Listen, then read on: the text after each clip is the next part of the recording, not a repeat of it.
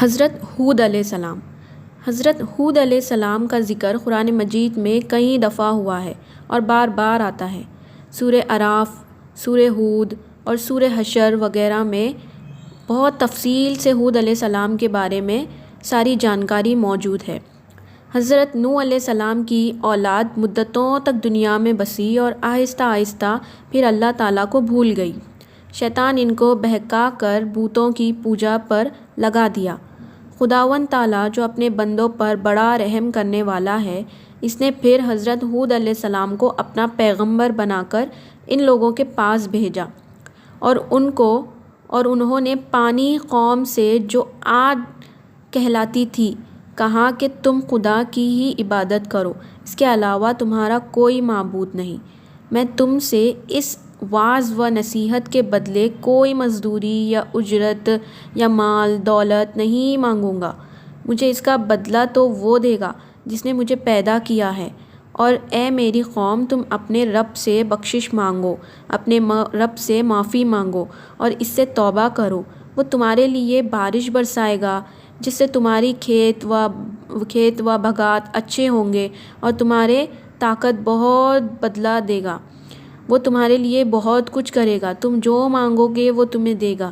تم ایک بار اس سے معافی مانگو اور اس کی طرف متوجہ ہو جاؤ۔ وہ بولے کہ اے ہود، ہم تمہارا کہنے سے اپنے بتوں کو نہیں چھوڑ سکتے، تم کوئی نشانی دکھاؤ۔ ہم تو یہ سمجھتے ہیں کہ ہمارے بتوں میں سے کسی نے تم پر اسیب کر دیا ہے اور تم دیوانے ہو گئے ہو۔ حضرت ہود علیہ السلام نے کہا کہ تم سب مل کر میرے لیے جو تدبیر کرنی چاہے کر لو، جو کچھ کہنا چاہتے ہو میرے بارے میں کہہ لو اور مجھے مہلت بھی نہ دو۔ میں خدا پر بھروسہ رکھتا ہوں جو میرا اور تمہارا پروردگار ہے۔ میرے ہاتھ اللہ تعالیٰ نے تمہیں جو پیغام بھیجا تھا وہ میں نے تم کو پہنچا دیا۔ اگر تم میرا کہنا نہیں مانو گے تو اللہ پاک تمہاری جگہ اور لوگوں کو بسا دے گا اور تم خداوند تعالیٰ کو کچھ نقصان نہیں کر سکتے۔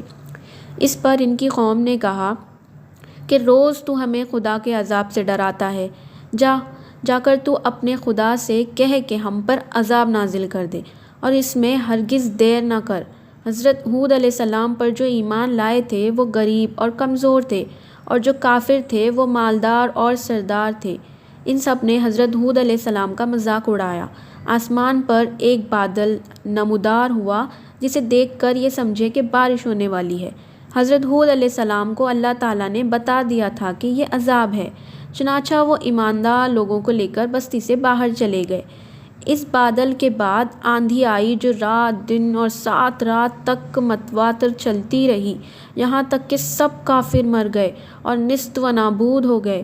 صرف اللہ تعالیٰ پر ایمان لانے والے لوگ ہی باقی بچ گئے، اور اس طرح ایک بار پھر اللہ تعالیٰ کی زمین کافروں اور مشرکوں سے خالی ہو گئی۔ سبحان اللہ۔